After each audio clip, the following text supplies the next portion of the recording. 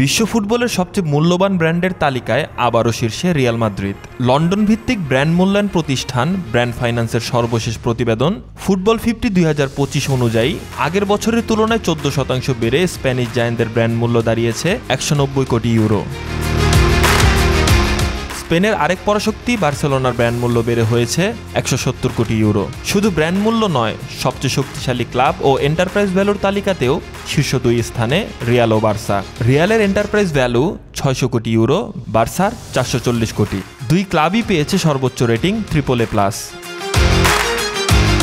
Premier লিগের ক্লাবগুলোর মধ্যে গত বছরের রানার্স আপ ম্যানচেস্টার সিটি এবছর নেমে গেছে 3 নম্বরে। অন্যদিকে প্রথমবার চ্যাম্পিয়ন্স লিগ জিতে টপ 5-এ ঢুকে পড়েছে পিএসজি, পিছিয়ে দিয়েছে বায়ার্ন মিউনিক ও ম্যানচেস্টার ইউনাইটেডকে। 4 নম্বরে উঠেছে লিভারপুল, শীর্ষ 10-এ জায়গা করে নিয়েছে আর্সেনাল, চেলসি ও টটেনহামও। প্রতিবেদন বলছে বাণিজ্যিকভাবে সবচেয়ে সফল লিগ ইংলিশ প্রিমিয়ার লিগ।